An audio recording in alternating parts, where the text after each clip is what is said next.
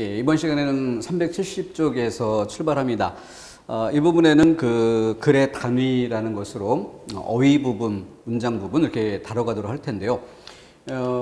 글을 이해하는 데 있어서 구성 단위를 단어, 문장, 단락 이렇게 실제 뭐 이것을 다 모아서 글이라는 그런 넓은 차원으로 묶이긴 하지만은 우리 시험이 그 지면에 한계가 있죠. 그렇기 때문에 글이라는 전체 덩어리가 들어오는 경우는 거의 없습니다. 아주 짤막한 글이라면 모를까. 그렇기 때문에 대체로는 단락 정도 규모에서 들어오는 것이고, 긴 지문이라고 하더라도 이 단락이 한 5개쯤 해서 가나다라마 그래서 길게 지문이 들어오는 경우는 있습니다. 그렇기 때문에 단어, 문장, 단락 이런 차원에서 각각 공부할 그런 거리들이 있는데, 일단 우리 교재를 보시면 370쪽에 단락과 글의 구조라고 해서 단락부터 일단 설명을 합니다. 그것은 단락이 워낙 중요하기 때문에, 그리고 시험 출제의 기본 단위라고 할 만큼 사용되고 있기 때문에 이 부분을 책에 반영한 것이고, 그렇지만 그 단락을 이해하기 전에 단어나 문장 차원에서 꼭 짚고 들어가야 될 것들이 있어요. 그래서 이번 시간을 배정을 한 것입니다. 따라서 이번 시간에 다루는 그런 내용은 페이지가 진행은 되지 않는다. 그냥 370쪽이라는 요 한 페이지라고 생각하시고, 대신 관련된 내용들은 문법에도 조금 있고 또 생활국어 항목에도 좀 있고, 뭐 부분적으로는 한자편에 관련되는 부분도 있고, 이렇게 여러 페이지에 분산되어 있는 그런 내용들을 앞으로 우리가 공부해야 될 것을 위해서 한번 모아서 중간 점검하고 들어가자, 뭐 이런 의도가 있다고 보시면 되겠습니다. 그렇기 때문에 뭐 필기나 이런 부분에도 크게 신경 쓸 필요는 없겠고, 지금 그 설명을 위해 제시해드리는 그 판서 내용 이런 것들을 통해서 시각적으로 보면서 우리의 생각의 체계를 한번 이렇게 짚어보는 그런 정도로 이번 시간을 배정했으면 좋겠습니다. 자, 우선 단어를 대하는 데 있어서 가장 먼저 생각해야 될 것이 이렇게 그 일반어와 특수어라는 이런 용어가 있고, 추상어와 구체어라는 용어가 있어요. 그리고 이런 것들은 보통 그 문장으로 이야기하면 일반적 진술, 특수 진술, 추상적 진술, 구체적 진술, 자, 이런 용어들이 사용되는데, 이때 조심해야 될 부분이 있다면은 이런 거죠. 뭐 일반적 진술, 특수 진술 이런 쌍이 있고, 추상적 진술이 있고, 구체적 진술이 있고, 그죠? 근데 이런 것과 달리 우리가 그 주제문과 뒷받침 문장, 자, 이렇게 말했을 때 이것을 동일시하는데 문제가 있다. 이것은 동일시돼야 될 것이 아니라 약의 관계다. 이런 정도로 일단 주의할 점을 짚어보고 들어가야 되겠습니다. 예를 들어서 아주 좋은 예로 연역법과 귀납법이 있어요. 연역법과 귀납법. 이것을 기호로 표시해 본다면은 뭐 동그라미 셋, 둘, 하나 이렇게 될 거예요. 그러면은 모든 사람은 죽는다. 소크라테스는 사람이다. 그러므로 소크라테스는 죽는다. 주제문이 어디 있겠습니까?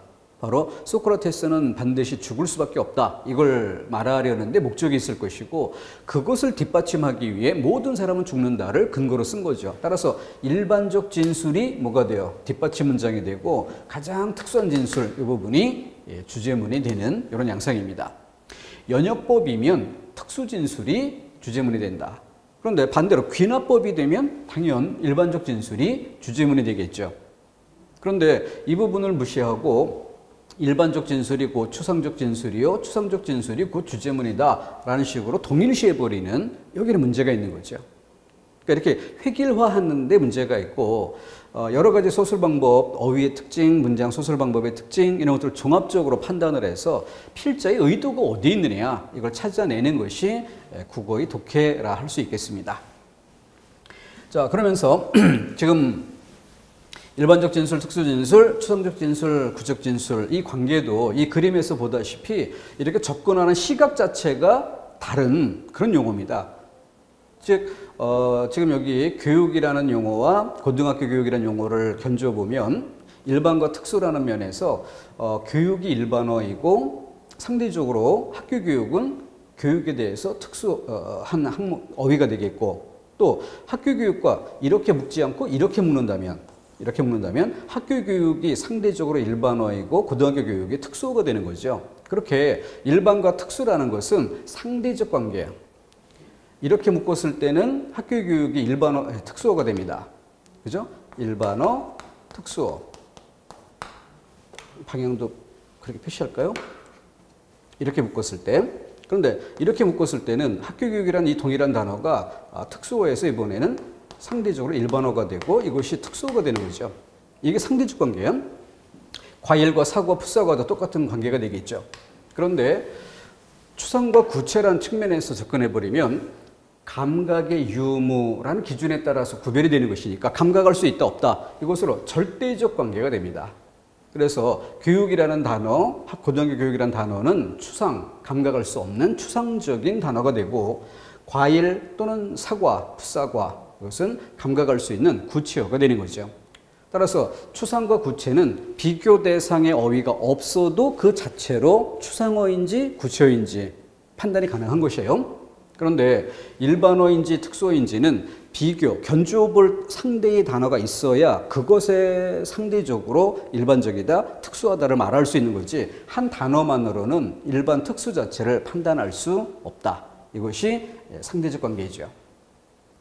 자, 그렇기 때문에 여기다가 이제 주제문 뭐 이런 것들을 따져보는 것 또한 별개 항목이 돼야 한다는 것이죠. 가장 주의할 것으로는 회귀를 하지 말자. 일반어를 추상어와 동일시해서는 안 된다. 여기서는 일반어가 추상어지만 여기서는 일반어가 구체어, 감각적인 단어가 되는 거죠. 단어 차원에서는 이걸 정확히 사용해 줘야 돼요. 그런데 보통 일반적으로 다른 단원에서는 그리고 또 다른 과목에서는 일반이라는 말과 특수보다는 구체보다는 추상이라는 단어를 동일한 단어쯤으로 여기는데 이것을 약의 관계로 보자. 그렇게 관련이 되는 경우가 많다. 그런데 정확히 용어를 짚고 들어갈 때는 이게 동일시될 수 있는 단어는 아닌 것이다. 역시 주제문이라는 것도 약의 관계로 그러할 가능성이 높지만 항상 그러한 것은 아니다. 조건에 따라 다를 수도 있다라는 여지를 두고 들어갔으면 좋겠습니다. 자, 그래서 마련해 본 페이지고요. 자, 이번에는 일반과 특수라는 측면에서 앞으로 우리가 궁극적으로는 독해에 활용돼야 되겠죠. 독해에. 그래서 이런 그림표로서 출발해 봤으면 좋겠습니다. 자, 여기에 동그라미 셋 줄 하나로 표시해 볼까요? 자, 일반과 특수입니다. 가장 특수한 항목의 기역, 리은, 디귿을 예로 들어봤어요. 좀 더 묶어서 일반화 했더니 한글 자음이라고 돼 있고 A, B, C를 묶어서 일반화 했더니 알파벳 그리고 동그라미, 네모, 세모 묶어서 평면, 도형 이렇게 일반화된 개념을 제시해 봤습니다. 그것을 다시 한번 더 상위 항목으로 묶어갈 때 한글 자음과 알파벳은 문자로 묶일 수 있고 평면 도형은 도형이라는 다른 일반화된 범주로 묶여갑니다. 자, 그러면은 예를 들어서 글을 쓸 때 기역에 해당하는 단어와 니은 아니면 디귿에 해당하는 단어를 짝지어 글을 썼다면 가장 낮은 차원에서도 동류, 같은 유에 속하는 개념을 사용해 글을 썼기 때문에 인접한 느낌이 강하겠죠. A와 B를 나란히 짝지어서 글을 써도 인접한 느낌이 강할 겁니다. 동그라미와 네모를 써도 마찬가지일 거고. 자, 문제는 굳이 예를 들어 본다면 뭐 1번 답지에 기역과 니은을 짝지은 글쓰기 2번에 A와 B를 3번에 동그라미와 세모를 다 가장 낮은 차원에서 인접한 어휘를 썼기 때문에 통일성이 있다. 그죠? 인접성이 높다. 이런 느낌을 줄 겁니다. 자, 그러면 문제가 되는 건 4번, 5번 선택지를 더 두어서 기역하고 A를 섞어서 글을 쓴 경우와 기역하고 세모를 섞어서 글을 쓴 경우 어떤 글의 두 단어 관계가 좀 더 이질적이어 보일까? 여기서 답을 고르는 사람은 없겠죠? 그러니까 국어에서 많은 부분이 이렇게 특별한 공부가 없어도 그냥 지워질 만한 답지가 꽤 많습니다. 결국 답이란 4번, 5번 중에서 고르는 거겠죠. 거리감이 더 큰 게 뭐겠어요? 당연 4번보다는 5번이 더 크다. 그 이유는 뭡니까? 기역과 A도 이질적이고 기역과 세모도 이질적이지만 기역과 A는 바로 한 단계 상위 항목에는 서로 이질적인 한글 자음안의 개념이고 알파벳의 개념이고 이것을 이류 개념이라고 해요. 상위 유개념으로 묶어갈 때 같은 동류가 아니라 서로 다른 유개념 안에 속한다. 그런데 한 번 더 한 단계가 아니라 두 단계를 끌어올리니까 문자라는 같은 유개념 안에 묶이는 동류 개념이 성립된다는 거죠. 그런데 기역과 세모의 관계는 어때요? 한 단계가 아니라 두 단계까지 끌어올려도 여전히 이류 개념이기 때문에 그래서 4번보다 5번이 거리감이 더 크다. 이와 같은 어휘를 사용해 글을 썼을 때 가장 어색한 느낌을 줄 수 있다. 이렇게 평가해 볼 수 있는 거죠. 자, 이것이 일반화하여 이해하기입니다. 자, 그렇다면 앞으로 우리가 공부해 갈 그런 독해 문제에서 가장 낮은 기역, 니은, 아니면 A, B, 동그라미, 네모 이런 차원에서 단어를 주고 이것과 좀 다른 이질적인 것을 섞어서 답하는 이런 문제는 거의 안 나오겠죠. 이런 건 초등학교, 중학교 수준에서나 가능할 겁니다. 우리 시험에 출제되는 것은 조금 전에 제시했었던 선택지 중에 1, 2, 3번과의 관계를 묻는 게 아니라 4번과 5번의 관계 이 정도 차원에서 글을 이해할 수 있는가 이렇게 묻는 짜임새라고 보시면 될 것입니다. 자, 그래서 1문 철수는 영어를 잘하고 영희는 불어를 잘한다. 이때 영어하고 불어라는 두 단어의 관계를 보십시오. 외국어라는 점에서 앞서 그림으로 주었던 기역과 니은의 관계 아니면 A와 B의 관계 이렇게 아주 인접한 느낌을 주죠. 자, 그에 비춰서 두 번째 문장 바다는 파도가 없이 잔잔했고 하늘은 구름 한 점 없이 청명했다. 자, 이와 같은 문장에서 우리가 대체로 글의 방향이 같은 방향에서 매끄러운 느낌을 주는가 아니면 서로 좀 이질적인 느낌이 강해서 어색한 느낌을 주는가. 대체로 매끄러운 느낌을 준다 이런 느낌을 받을 수 있을 거예요. 그럼 왜 그런가 이런 차원에서 핵심적인 단어 파도하고 구름 이 두 개를 견줘보면 기역이나 니은의 관계 아니면 A나 B의 관계 동그라미와 세모의 관계 이런 건 아니라는 거죠. 1차적인 단계에서는 동류 개념이 아니라 이류 개념이었다. 그런데 1차적인 단계로 묶어가는 게 아니라 두 단계, 2차적인 단계까지 끌어올렸을 때 바다를 한 단계 상위 개념으로 묶어가면은 바다의 상태라 할 수 있고 구름을 한 단계 상위 유개념으로 묶어가면 하늘의 상태라고 할 수 있는데 한 단계가 아니라 두 단계를 끌어올리면 파도, 바다 그리고 더 나아가 날씨, 구름, 하늘, 더 나아가 날씨. 그래서 두 단계 유개념으로 끌어올렸을 때 날씨라는 차원에서 동류 개념이 될 수 있고 날씨라는 차원으로 끌어올린 뒤 살펴보면 바다에 파도가 없이 잔잔하다라는 걸 날씨라는 면에서 보면 날씨가 좋다라는 맥락이죠. 하늘에 구름 한 점 없이 청명했다. 역시 날씨가 맑고 깨끗하다. 날씨가 좋다라는 맥락이 됩니다. 이렇게 두 단계 끌어올렸을 때 그 같은 소설 맥락을 가지고 있고 그렇기 때문에 우리는 자연스럽게 느끼게 되는 것입니다. 자, 이와 같이 우리가 독해에서 한 단계 상위 유개념까지만 고려한 뒤 답을 낼 수 있다면 그만큼 쉬운 문제가 되고요. 두 단계까지 끌어올려줘야 공통점이 있는지 차이점이 있는지 이게 보일 때 우리는 거기서 조금 어려움을 느낀다라고 볼 수 있습니다. 이것이 바로 국어 독해를 위한 어휘학습의 한 영역입니다. 자, 다른 걸 하나 더 보도록 하죠. 자, 이번에는 인접한 단어의 구별, 이게 바로 어휘력입니다. 어휘력이 약하면 그 머릿속에 들어있는 어휘 수가 적기 때문에 좀 큼직큼직하게 다른 건 구별이 되는데 아주 밀접한 관계가 있는 이런 어휘들은 분간키 어려운 점이 있어요. 그래서 그런 것들을 쪼개보는 이런 훈련도 국어 어휘학습에 필요한 한 영역이다. 그래서 이걸 그룹을 지어 설명을 드려봅니다. 일단 구체어라는 감각적 대상이죠. 그 안에서 가와 나의 구별이라는 것은 전체적으로 난이도로 이야기한다면 가장 낮은 난이도 하, 가장 쉬운 영역 이런 느낌을 줄 수 있어요. 근데 이에 비추어서 조금 달리 보면은 양적인 면에서도 제일 많은 부분이 여기에 속하는데요. 원래는 구체적인 의미의 단어였는데 이것이 추상적인 의미로 이렇게 확장되는, 구체적인 의미에서 추상적인 의미로 확장되는 이것을 추상화, 이 화살표의 방향을 추상화라고 할 수 있죠. 양적인 면에서 가장 많고요. 우리가 또 공부해야 될 집중점이기도 합니다. 그리고 또 다른 영역은 이렇게 구체적 대상에 쓰는 말과 추상적 대상에 쓰는 말이 양립, 아예 분리되어 있는 그런 경우. 그러니까 대표적인 예로 지갑을 잃어버리다, 지갑이라는 구체적 사물에 대해서 잃어버리다라고 하는 것과 오랜만에 만난 친구의 이름을 잊었다. 머릿속에서 기억이 사라졌다, 잊었다. 일타와 있다. 구체적 대상에 쓰는 말, 추상적 대상에 쓰는 말, 이게 분리되어 있는 거죠. 자, 이와 같은 경우도 어휘 연습이 좀 필요하겠고, 이게 난이도 중 정도로 꼽는다면 난이도 상은 여기 있습니다. 그래서 어휘 학습에서 이제 가장 중요한 영역이 추상어, 고난도 영역이에요. 그래서 추상어의 범위 안에서 A, B 이 둘을 구별하는 이런 능력이 가장 고등한 어휘 능력이라고 하겠습니다.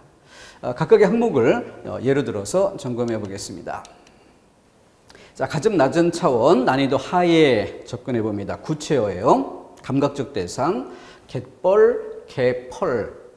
그래서 사전적 의미로 따져보면은 바닷가의 땅은 맞는데 공통점이 있는데 밀물과 썰물 때 바닷물이 드나드는 그러한 땅과 그 다음에 갯벌, 바닷가의 땅이지만 물이 드나드는 곳이 아닌 그 다음, 이렇게 공간적으로 구별하는 이런 식으로 사전에 많이 설명되어 있어요. 근데 실제 이렇게 쓰이는 양상들을 보면은 그것과 조금 다르게 쓸 때가 있는데, 이걸 다른 말로 좀 빗대어서 이야기한다면 흙이라는 말과 땅이라는 말로 이렇게 구별해 보는 것도 실제 쓰임에서는 이런 양상으로 쓰이는 경우가 있습니다. 즉 시각적인 인지 대상을 땅, 갯벌, 바닷가의 벌판 이런 정도의 뜻으로. 근데 시각적인 인지 대상이 아니라 그 시각적 인지 대상인 갯벌을 이루는 소재 그 자체의 흙, 개흙, 이것을 개펄, 이렇게 용어를 쓸 때가 있다는 것이죠. 그렇게 한번 구별해 보면 좋을 것 같고, 아예 이게 힘들면, 번거로우면 이걸 무시하고 땅과 흙이라는 용어로 구별해 보는 것도 좋습니다. 껍데기, 껍질, 어법과 비문이라는 영역에서, 어휘 영역에서 많이 챙겨보는 단어죠. 그래서 딱딱한 것과 무른 것이라는 것으로 구별하죠. 매무새와 매무시, 매무시는 과정으로서의 동작, 매무시하는 동작, 매무새는 그 매무시한 결과 나타난 모습, 매무새. 매무시를 잘 해야 매무새가 난다. 이렇게 귀지와 깃밥, 7급에 출제가 되어서 이렇게 사용됐던 바 있었던 단어죠. 차선, 차로. 그러니까 페인트로 그려놓은 선이 차선이라고 한다면 페인트로 그려놓은 차선과 차선 사이의 공간, 이걸 차로라고 하는 거죠.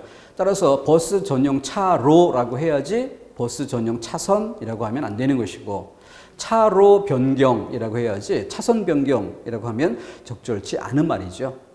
그런데 이 버스 전용 차로라든가 이런 개념이 만들어질 때 고속도로 도로교통체증 아니면 시내 교통체증 때문에 버스 전용 차로 이걸 처음 만들 때 어휘를 잘못 사용해 가지고 버스 전용 차선 이런 용어를 먼저 써버렸기 때문에 나중에 그 용어가 적절치 않다고 생각해서 바꾸고는 있으나 이미 많은 사람들에게 머릿속에 깊이 각인돼 있어서 용어를 올바르게 고쳐 쓰는 것이 쉽지 않아 보이는 면도 있습니다. 그래서 꾸준히 노력할 필요가 있다. 자, 가장 낮은 단계로 구체어 안에서 인접한 두 단어의 구별이라는 점으로 소개를 드려봤고요. 다음, 이번에는 양쪽으로 제일 많다라고 이야기했었던 추상화. 그래서 맨 밑에 갈등이라는 단어 볼까요? 갈등이라는 단어는 본래 칡갈이란 글자고 등나무 등이란 글자예요. 그러니까 칡이라는 식물과 등나무라는 식물인데 이 두 식물의 공통점이 뭐예요? 줄기 식물이고 이 줄기가 뻗어나가면서 꾸불꾸불하기도 하고 서로 뒤엉키기도 하는 이런 특징을 갖고 있죠. 그러다 보니까 이런 눈으로 볼 수 있는 구체적인 식물이 그것으로부터 관념적인 이런 차원으로 바꿨을 때 뭐가 돼요? 갈등이라고 하는 이렇게 할까 저렇게 할까라는 혼란스러운 마음의 상태, 식물의 덩굴이 뒤엉키는 이런 모습으로부터 마음이 뒤섞이는 이런 상태를 나타내는 것으로 이렇게 추상화된다. 한자 시간에 요 기울보, 돌보라는 두 글자 설명했던 바 있죠. 그래서 찢어진 옷을 꿰맬 때 깊다. 그리고 구멍난 천을 새로운 천을 덧대고 꿰매다라고 할 때 채우다. 이 의미가 추상적인 차원으로 넘어가면은 수리하다 또는 부족한 것을 채운다는 의미의 돕다. 그래서 돌보. 문법 시간에도 설명드렸던 바 있습니다. 자, 여기는 실말이라는 이런 글자인데 구체적 의미로 실말이보다는 실머리라는 말이 구체적 의미를 잘 설명해 줄 수 있을 겁니다. 실의 끝. 실패를 감았을 때 그 실이 끊어진 끝부분, 실의 머리예요. 근데 그것이 추상적인 관념적인 이런 뜻으로 확대되면 바로 사건 해결의 실마리 이런 뜻으로 사용이 되는 거죠. 그리고 여기 흑토가 밑에 들어가 있는 거푸집형이라는 글자, 거푸집. 이런 구체적인 사물, 벽돌 찍어낼 때 진흙을 채워서 벽돌 모양을 만들어내는 나무로 된 상자 모양의 그 틀, 이걸 거푸집이라고 하는데 그것이 추상적인 면에서 본보기라는 뜻으로 쓰이는 이것이 바로 구체적 의미의 추상화입니다.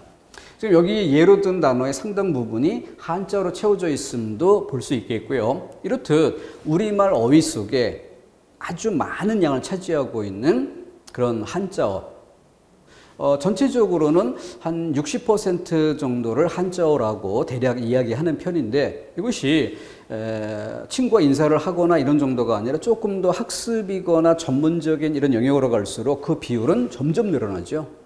그래서 60%가 아니라 80%, 90%까지 한자어 부분이 늘어납니다.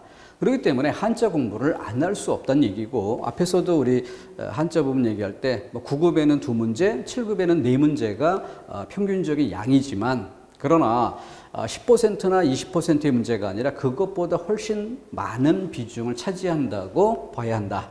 그런 점을 설명드렸던 바 있습니다. 자, 다음 양립하는 어휘. 그래서 이거 한자에서 설명드렸던 머리혈이라는 부수와 머리수라는 부수. 머리혈이라는 부수는 대개 이 머리통이라는 구체적인 사물을 표현하는 돌아볼 고개를 돌려서 돌아봐야 되니까 이럴 때 쓴다는 점 지적했었고, 요거는 우두머리처럼 추상적인 관념적인 이런 뜻을 나타내는 경우에 더 많이 사용된다. 조금 전에 예를 들었던 있다와 일타도 예를 들어봤고요. 들치다와 들추다.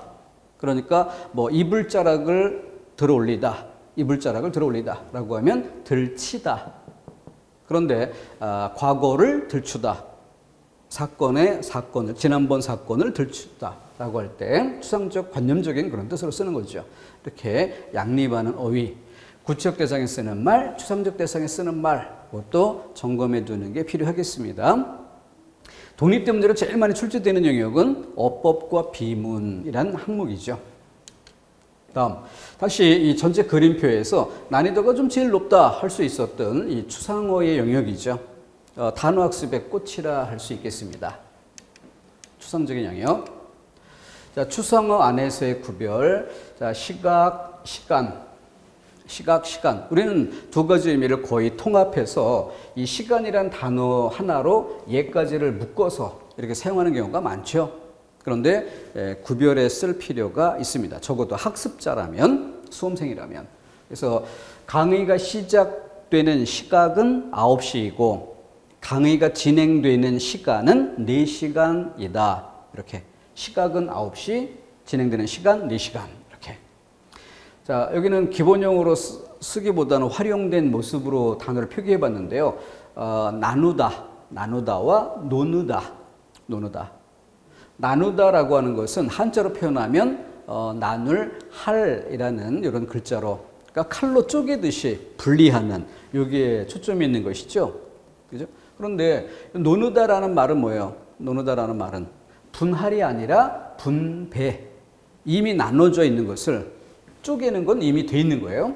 근데 그 쪼개져 있는 것을 각자에게 돌아갈 몫을 분배하는 것. 이게 노느다죠. 노느다.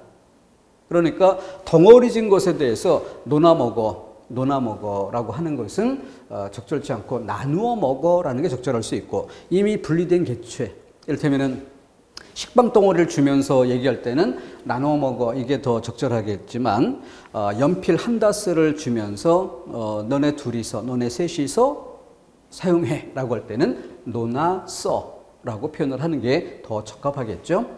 우리 학습 도입학습 단계에서 지적했었던 것이고, 이 펼신이라는 글자도 좀 이 영역을 넓게 하다라고 쓰일 때와 영역을 넓게 하는 것이 아니라 속에 들어있었던 마음을, 속에 들어있었던 뜻을 밖으로 드러내다라고 할 때 펴다. 느긋하다와 누긋하다. 오른쪽에 우모음을 쓴 누긋하다는 안달복달하지 말고 누그러지게 이럴 때 쓰는 거죠. 그런데 느긋하다는 건 뭐예요? 예를 들어서 뭐 가을에 추수를 다 끝내놨을 때 그때 풍족함을 바탕에 두고 나오는 마음의 여유, 이걸 얘기할 때 느긋하다. 그죠? 뭐 축구 경기 같으면은 보통 한 경기당 한 골 나는 것도 쉽지 않을 때가 있고, 3골 정도 골이 나온다고 하면은 또 많이 나오는 편에 속하는데, 예를 들어 경기 종료 10분 남겨두고 5대 0의 점수 차이를 벌리고 있다. 그럴 때의 상태라면 느긋하다라고 할 수 있겠죠. 느긋하다와 누긋하다. 긴장되지 않고 여유롭게라고 하는 것은 누긋하다. 풍족함을 바탕에 둔 마음의 상태, 느긋하다. 이렇게. 동감, 공감이란 단어도, 그래서 이것으로 잘 뜻이 구별되지 않는 그런 의미가 있기 때문에 agree with라는 말로 이 동감이라는 것은 상대방의 생각을 내 생각적으로 좀 끌어들이는 이런 특성이 있어요. 그러니까 무리수가 따를 수 있죠. 무리수가 있을 수 있어요. 상대방의 생각을 내 생각적으로 끌어들여야 되니까. 그런데 공감, sympathies, 이 단어는 나는 나, 너는 너. 하지만 내가 느끼는 감정적 상태를 너도 네 자리에서 같이 한번 그냥 느껴봐라. 이런 정도로 내맡겨주는 이런 성격이 있기 때문에 화법에서 동감의 화법, 공감의 화법 이런 말을 쓴다면, 공감의 화법은 내가 느끼는 바를 너도 느껴라는 정도니까 좀 부담을 주지 않는 그런 화법이 될 수 있지만, 동감의 화법이라는 건 너도 생각을 바꿔서 내 생각처럼 가져야 돼. 이걸 요구하기 때문에 좀 무리할 수 있다는 것이죠. 이런 차이. 추상화 안에서 이 인접한, 미미한 이런 것들을 좀 잘 구별해 보는 이런 노력이 필요하겠습니다. 앞으로 쌓아가야 할 영역이죠. 다음 넘어가겠습니다. 자, 이번에는 반의어 영역이에요. 일반과 특수, 추상과 구체 이런 차원에서 한번 쭉 관련된 부분들을 공부해야 될 거리들을 정리를 해봤었고, 이번에는 반의어 영역입니다.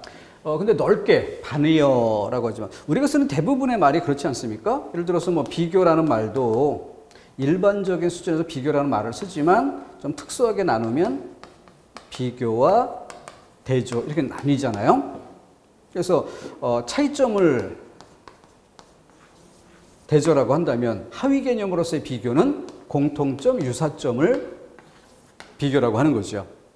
이 두 가지를 모두 묶어서 상위 개념으로 비교 이런 용어를 쓰는데, 난 친구와 나를 비교하는 거, 남과 나를 비교하는 거 정말 싫어 이렇게 이야기한다면 바로 상위 개념으로 비교를 쓴 것으로 하위 개념으로 쪼개면 남들과 대조하는 게 나는 싫다 이렇게 말해야 하는 경우를 일반어 수준에서 묶어서 쓴 거죠.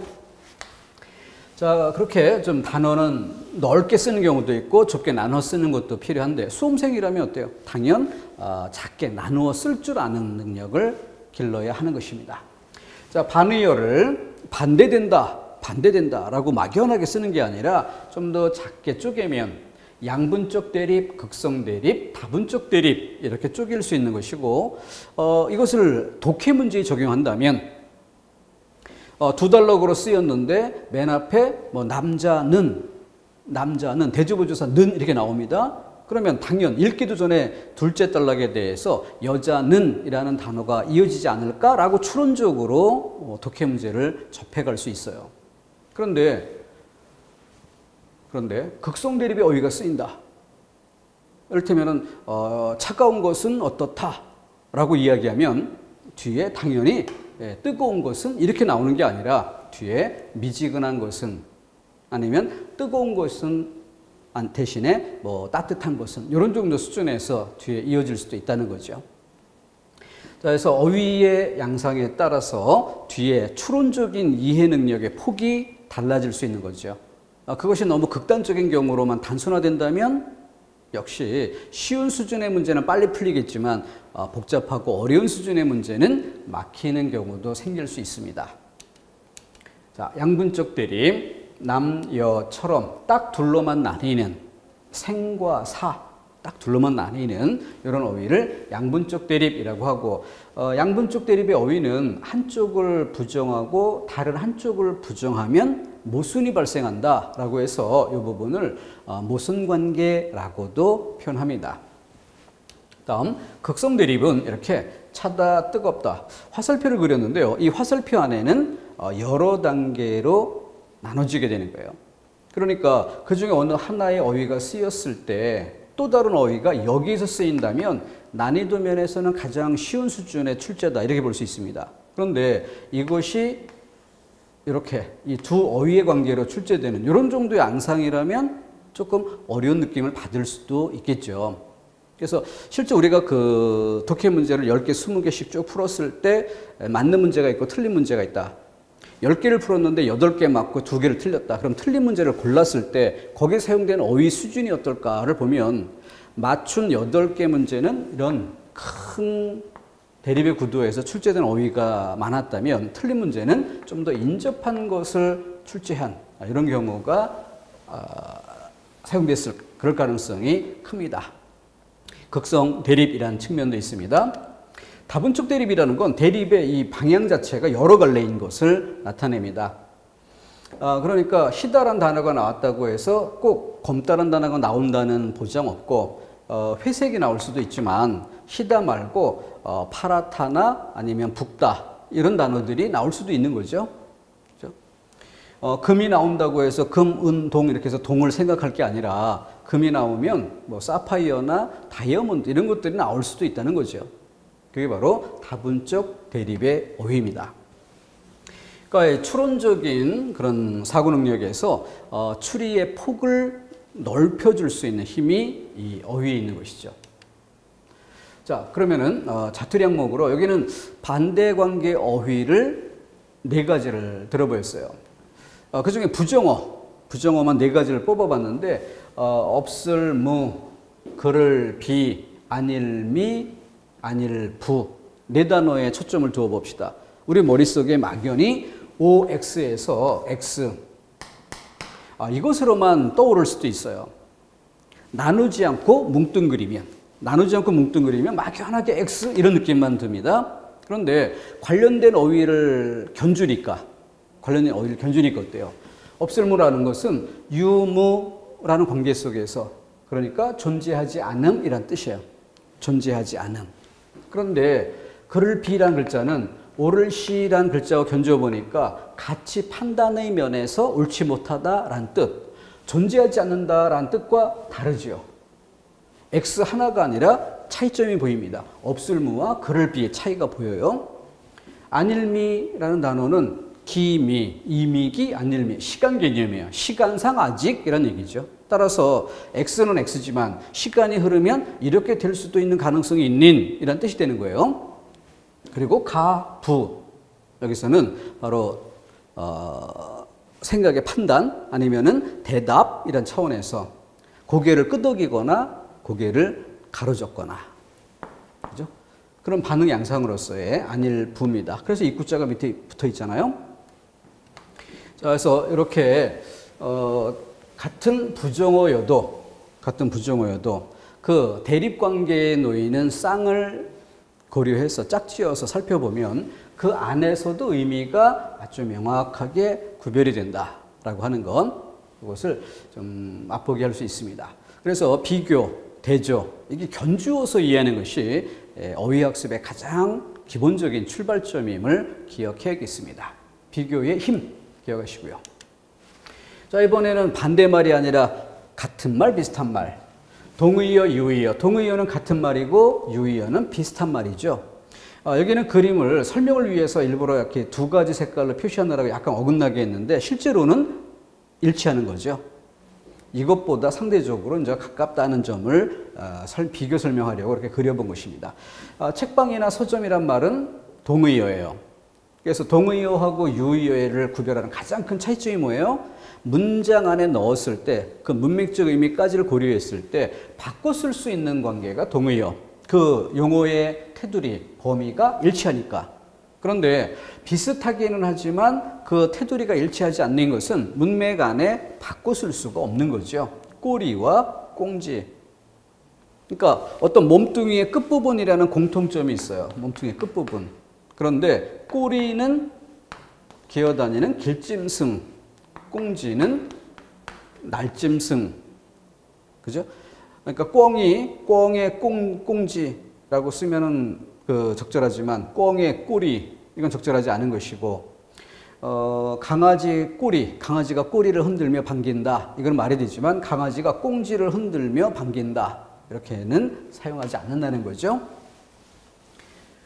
자, 이렇게 해서 인접한 뜻이지만 동의관계인지 유의관계인지 그것도 구별해 쓸 일이고요. 다음 유추관계. 유추관계, 다른 범주의 것을 끌어들여 빗대어 표현하는 방법이다. 그래서 다른 범주가 전제되어 있고 그렇지만 끌어들일 수 있는 이유가 있겠죠. 끌어들일 수 있는 이유, 바로 유사한 성질을 가지고 있기 때문에 그래서 이것을 원관념 대 보조관념이라고 말할 수 있습니다. 그래서 정치인들의 말이나 외교적인 표현 이런 것들은 직설적으로 명시적으로 이렇게 쓰는 경우가 흔치 않죠. 왜냐하면은 한 번 내뱉은 말을 바꿀 수가 없기 때문에 그렇습니다. 즉 원관념의 용어로만 표현하는데 그만큼 부담이 큰 거죠. 그러니까 대략적인 뜻을 암시적으로 쓱 흘려서 전달은 하되 나중에 그게 문제가 되면 발뺌할 수 있는 여지 이런 걸 남기려고 그러다 보니까 비유적인 표현, 보조관념을 이용한 표현 이런 것들을 많이 사용하게 되는 겁니다.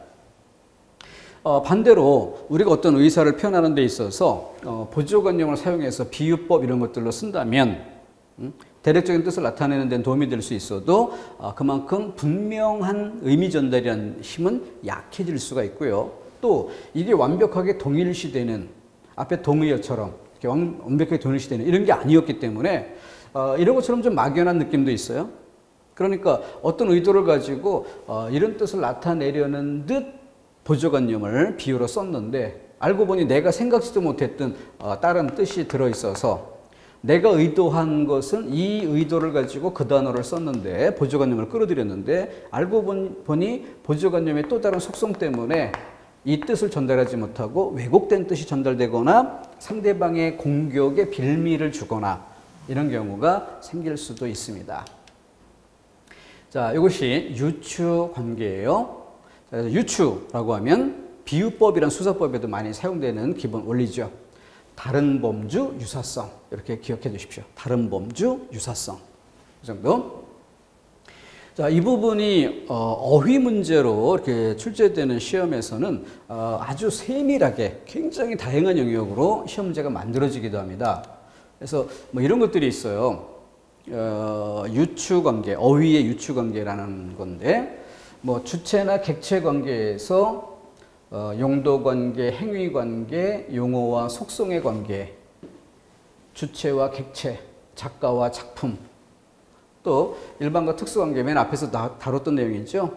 그래서 보관관계, 그래서 예를 들어 앨범과 사진 이런 것들은 보관의 틀과 그 안에 보관되는 물품, 단체와 그 속에 소속된 개인 이런 식으로 그래서 이런 여러 가지 용어들로 시험 문제가 만들어지는 그런 부분도 있는데 되게 그 공기업 시험 이런 쪽에는 이 부분이 굉장히 특화돼서 섬세하게 발달하고 있고 공무원 시험 쪽에는 아직 이 부분이 풍성하게 다뤄지지는 않는 그런 상태입니다. 이런 영역도 있다라는 맛보기 정도로 가볍게 보시고 건너가도 되겠습니다. 자, 이번에는 독해 문제에서 아주 중요한 방법적인, 지식으로 채워넣어야 될 부분이 아니라 방법적인 그런 영역을 하나 더 소개드립니다. 일물, 일어설이라는 게 있어요. 글 속의 단어를 사용하는 것과 관련지어서 나오는 용어죠. 일물, 일어설. 하나의 사물에는 하나의 단어밖에 없다는 뜻으로 일물, 일어라는 말을 직역해서 이렇게 사용하는 경우가 있는데, 그 말한 사람의 의도, 일물, 일어. 블로베르가 모파상에게 소설 지도를 하면서 했던 그런 표현에서 유리합니다.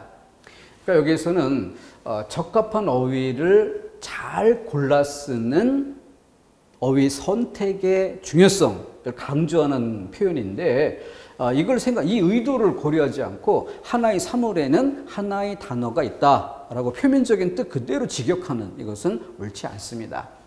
그래서 여기 사람 모양의 그림 하나 그려서 우리가 언어로 표현해야 될 표현의 대상, 하나의 사물이라고 가정을 해봅니다. 그런데 그 하나의 대상을 언어로 표현할 때, 어휘로 표현할 때는 아주 다양한 어휘가 존재한다는 거죠. 남자라고 말할 수도 있고, 젊은이라고 할 수도 있고, 수험생이라고 할 수도 있고, 수강생이라고 할 수도 있고, 응시생이란 표현도 있겠고, 순이 남편, 개똥이 아빠, 아니면 직장 다니는 사람은 김주임, 이렇게 많은 어휘들이 있죠. 일물일어가 아니라 일물다어입니다. 그러니까 정확하게 풀어 쓴다면 일물다어 중 적합한 어휘 선택이 중요하다. 그러니까 적합한 어휘라는 건 어떤 필자의 집필 의도, 그리고 다루는 상황, 장면, 그에 따라서 다르겠죠. 그래서 좀 쉬운 예로 지하철에서 할머니가 짐을 들고 가다가 도움을 요청한다 라고 하면, 이봐 남자 도와줘, 안 어울리죠. 이봐 수강생 이것 좀 도와주게, 안 어울립니다.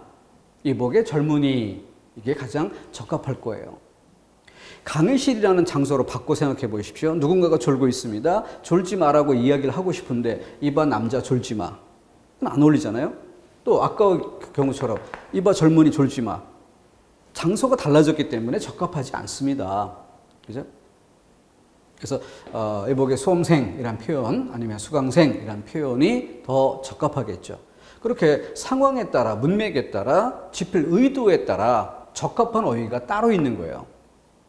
거기에 맞게 어휘를 적절하게 잘 골라 썼는지, 아니면 적절하지 못하게 잘못 썼는지, 이런 것으로 글을 평가해 볼 수 있을 겁니다. 적합한 어휘 선택의 중요성, 일물일어라는 개념을 기억합시다. 다음, 아까 썼던 것처럼 문장 속에서 어떤 어휘를 썼을 때 그 어휘의 관계를 고려하는 것, 그것이 우리 독해 연습에서 중요한 학습이라는 점을 좀 고려해야 되겠고, 그렇게 한 단계만 생각하지 말고 두 단계까지 확대해 가며 그 인접성, 그리고 응집성 집중되는지, 이런 것들을 살피는 것이 우리의 어휘 능력입니다. 다음, 문장 부분은 다른 부분에서 해야 될 거리들이 워낙 많기 때문에 여기서는 좀 짧게 얘기를 하겠습니다. 문장, 단어에서 문장으로 차원을 조금 넓힌 건데 여기 짧게 갈게요. 문장 구조, 문장의 짜임새, 문법적인 면에서 그 구조라는 걸 따져볼 수 있겠죠. 그리고 그것을 어떤 표현 효과를 주느냐라는 면에서, 우리는 여긴 실용문 영역이고 쓰기와 읽기, 독해 영역에 도움을 주고자 필요한 영역입니다. 그래서 이런 관점을 소개해 드리는 것이에요. 일단 단순 문장 구조 기본 문형이라고 해서 혼문장인 것, 혼문장이면서도 주 성분만으로 된 문장, 수식어가 없는 이런 문장을 기본 문형 단순 문장 구조라고 부릅니다. 자, 그러면 이것을 토대로 확장된 문장이라는 용어를 써봐야 되는데, 혼문장인 경우 견문장으로 확장되는 경우를 살펴야 되겠죠. 혼문장이 견문장으로 확장되는 것, 또 수식어도 없이 주성분만으로 된 문장은 수식어로 확장되는 경우를 고려해 봐야 할 것입니다. 자, 그랬을 때 실용문 단원답게 살펴봐야 될 게 뭐예요? 표현 효과라는 관점에서 살펴봐야겠죠. 자, 그래서 단순 문장 구조의 표현 효과, 단순한 느낌과 함께 강렬한 인상을 준다. 글의 내용을 간결하고 명료하게 전달한다. 이런 효과를 주는 대신에 한 문장, 한 단락 안에 10개 정도 문장이 사용되는데 그 10개가 다 단순 문장 구조라면 마치 한국어 배우는 외국인의 글처럼 느껴질 겁니다. 단순하고 강렬하고 간결하고 명료하고 이건 좋은데 너무 획일화된, 그러니까 대체로 이것은 한 단락을 시작할 때 아니면 단락을 마무리할 때 뭐 중간에 정리할 때 이럴 때 적절할 것이고 모든 문장을 이렇게 쓰는 건 적합하지 않을 겁니다. 다음 수식어로 확장이 되는 경우 단순 문장 구조에 비해 구체적이고 섬세한 인상을 준다. 그래서 꽃이 피었다는 말도 앞에 노란 꽃이 피었다 이렇게 수식어가 들어갈 때 훨씬 구체적인 느낌, 섬세한 느낌을 줄 수 있죠. 그러면서도 명료하고 직접적이며 강렬한 인상을 준다라고 이렇게 나오는 이유는 수식어 정도에 의해서 동그라미 1번의 효과가 더해지긴 하지만 대체로 보아 단순 문장 구조에 가깝다는 거죠. 대체로 복잡한 문장, 이어진 문장 이런 형태는 아니니까. 그죠? 동그라미 2번의 효과를 아직도 좀 이어받고 있습니다. 다음 이어진 문장, 쉼표 찍고 이어서 씁니다. 대등하게 이어진 문장이라면 그러면 대등한 두 가지를 얘기할 수 있겠죠. 그죠? 열거하는 효과. 종속적으로 이어진 문장이 있다면 문장의 관계를 분명히 알 수 있다. 즉 인과관계라든가 선후관계라든가 이 관계가 명료해지는, 그래서 논리적 전개에 효과적이다. 아는 문장, 안긴 문장 두 단위의 생각이 일원화되는 두 문장의 내용인데 한 문장, 한 덩어리처럼 전달되는 간결성의 효과가 있다. 전달하고자 하는 내용을 집약적으로 표현하여 탄력 있고 집중력 있는 문장이 된다. 등등. 그리고 또 관용절, 부사절이라는 얘기는 요 수식어 확장, 요것과 같은 맥락이 되겠죠? 자, 이렇게 문장 구조에 따라 어떤 표현 효과를 줄 수 있는가? 이것도 앞으로 공부해 갈 것을 위한 도입학습, 기본 학습으로 필요한 영역입니다. 자, 그래서 아까 다뤘던 예문들이에요. 자, 이것을 형식상 평행 구조의 내용상 관계에서 철수는 영어를 잘하고 영희는 불어를 잘한다. 이 문장에 비해서 바다는 파도 없이 잔잔했고 하늘은 구름 한 점 없이 청명했다. 그래서 한 단계 상위 유개념 안에 같은 성격의 종개념들, 그래서 유사성을 느낄 수 있는 어휘관계였고 여기는 한 단계 상위 유개념에서는 아니었지만 두 단계 유개념까지 끌어올리면 동류개념임을 알 수 있다. 파도를 통해 날씨 좋다는, 구름을 통해 날씨 좋다는, 구름이 없으니까 날씨가 좋다는 이런 의미로 묶을 수 있다. 자, 그럼 이런 맥락처럼 밑에 문장을 이번엔 추가해서 봅시다. 저기 인생은 짧고 예술은 길다라는 문장이 나왔어요. 그래서 아주 단순한 문장인데 이어서서 이어진 문장, 확장된 문장으로 쓴 경우고요. 그런데 여기에 인생은 짧고 예술은 길다라는 이 문장을 봤을 때 어떤 느낌? 필자의 중심 생각이 어디에 있을까? 이런 생각을 한번 해보죠. 그러면 어때요? 인생은 짧고 예술은 길다. 그러면 뒤에 접속어에서도 또 봐야 되는데 필자의 생각은 뒤에 있다는 것을 느낄 수 있어요. 근데 필자의 생각이 뒤에 있다라는 것을 우리가 알게 되는 근거, 그렇게 판단할 수 있는 근거 어디에 있느냐 따져보면은 짧다 길다를 말하는 문장이었기 때문에 짧다 길다라는 길이 개념으로 한정해서 보면 앞에 문장 인생은 논할 필요가 없는, 따질 필요가 없는 명료한 단어예요. 길이를 얘기할 때는.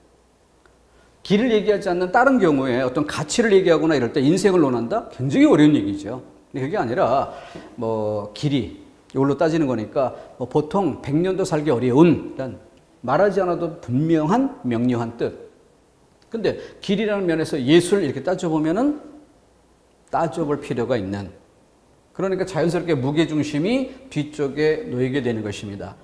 이렇듯 인생이란 단어와 예술이란 단어, 이미 익숙히 알고 있는 단어와 논할 필요가 있는 단어라는 성격 때문에, 이 두 단어의 성격 때문에 이 문장이 대등하고 동등한 수준의 내용을 담고 있음에도 무게중심이 뒤쪽에 쏠린다는 걸 알 수 있고, 여기서 우리는 필자의 의도를 잡아낼 수 있는 겁니다.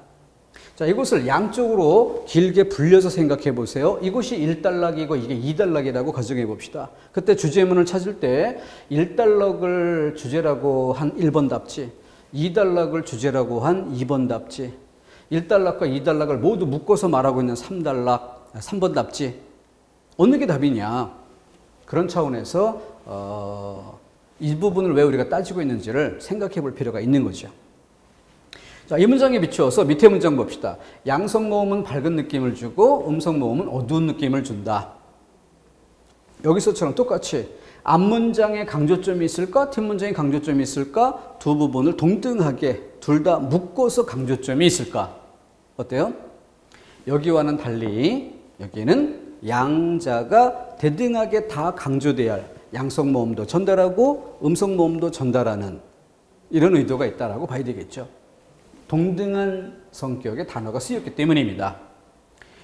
자, 이렇듯 문장 속의 어떤 단어, 그 단어의 성격을 어떻게 파악하느냐, 그에 따라서 우리는 필자의 중심 생각이 어디 있느냐를 잡아낼 수 있고, 제목 찾기 문제라든가 주제 찾기 문제라든가 이런 독해 문제를 풀어가는 그 원동력이 여기에 있어야 한다는 거죠. 이런 것들로 기본 자세를 갖추고 필요한 지식을 좀 더 축적을 했을 때 문제가 풀리는 것이지, 이런 것들에 대한 훈련 없이 그저 한국인이니까 읽고 푼다? 출제자가 그 정도에서 합격자와 불합격자를 구별하는 이런 능력을 시도하지는 않을 겁니다. 출제자는 분명하게 준비되지 않은 사람을 걸러내려는 의도를 가지고 문제를 만들어내는 것이에요. 그렇기 때문에 거기에는 꼭 준비돼야 할 단계가 있고 필요한 양이 있고 그것이 갖춰졌을 때 풀리는 이런 문제를 제시하기 마련입니다. 문제는 과학이지 문제는 감으로 푸는 게 아닌 것이에요. 시험 문제이기 때문에. 자, 유사구조의 경우 균형감을 준다. 대립구조의 경우 차이점을 강조하여 각 상태를 한층 선명하게 하는 효과가 있다. 점층구조의 경우 문장의 뜻이 갈수록 강해지고 깊어져 보다 강렬한 절정감을 준다. 나는 길이요 진리요 생명이다. 화살표 방향만으로 표시하는데 한계가 있어가지고 밑줄까지 한 줄, 두 줄, 세 줄 점층법이죠. 그래서 필자의 중심 생각이 여기에 모아지는 겁니다. 근데 오른쪽은 사실은 이 방향으로 화살표를 그렸어야 되는 그런 측면도 있어요. 수신제가 치국 평천하, 그래서 평천하 세계를 평정하는 여기에 목적이 있는 것이 아니라 평천하 하려면 그 전에 치국이 돼야 한다는 얘기고, 치국을 하려면 그 이전에 집안을 다스릴 줄 알아야 한다는 얘기고, 집을 다스리려면 우선 제 몸을 바르게 닦는 것이 필요하다. 여기에 발화 의도가 있는 것이죠. 자, 그래서 반대 방향으로 쓴, 굳이 이걸 수사법의 형태로 표현한다면 점층법, 점강법이라고 표현해 볼 수 있겠습니다. 자, 이런 것들이 우리가 봐야 될, 준비돼야 될 어휘 또는 문장 이런 차원에서의 내용이고요. 예전에 공무원 시험에 출제가 됐다가 정답에 좀 논란이 있기도 했던 이런 문제입니다. 원자력 발전소는 우리에게 많은 이익을 주지만 원자 폭탄은 그 피해가 막심하다. 또 댐을 건설하면 전기를 얻을 수 있지만 생태계를 고려하지 않으면 자연이 파괴된다. 자, 이 문장을 긍정과 부정이라는 양측면으로 놓고 봅시다. 그랬을 때 양성 모음은 밝은 느낌, 음성 모음은 어두운 느낌, 이 정도 맥락일지, 인생은 짧지만 예술은 길다, 이런 차원이 될지, 어떻게 보느냐에 따라서 답의 방향이 다르게 평가될 수 있겠죠. 아까 예를 들었던 그 두 문장의 경우와 똑같은 맥락에서 살펴볼 필요가 있는 시험 문제였습니다. 그런데 이런 것들에 대해서 답의 의견이 다르다는 건 뭐예요? 분석하는 원리적인 그런 접근이 아니었다는 거죠. 표면에 나타나는 감각적인 접근이었기 때문에 문제가 되는 것입니다. 자, 문장 단위를 끊어서 다시 한번 보여드립니다. 원자력 발전소는 우리에게 많은 이익을 주지만 원자 폭탄은 그 피해가 막심하다. 자, 원자력을 바탕에 두고 발전소라는 것과 폭탄이라는 것 대등하게 봅시다. 이익이란 단어와 피해란 단어로 봅시다. 그러면 긍정을 이야기하는 부분과 부정을 이야기하는 부분, 많은이라는 수식어와 막심하다라는 소수로 이 둘을 견주어 보는 것에서 대등하게 양립하는지 어느 한쪽에 무게중심이 있는지 이걸 판단해 줘야 되겠죠. 또 한 번으로 안 되니까 다시 이번에는 원자력에서 수력이라는 것으로 한 번 더 열거해 갑니다. 여기는 뭐 완벽하게 대등해요. 근데 거기에 댐을 건설하는 경우와 생태계를 고려하지 않으면 이런 경우 전기, 그런데 자연의 파괴, 전기를 얻을 수 있다는 것과 자연이 파괴된다라고 하는 것, 이것은 과연 대등하게 동등한 가치로 양립하는 두 측면인지 어느 한쪽에 필자의 생각이 쏠려 있는지 이런 걸 봐야 되겠죠.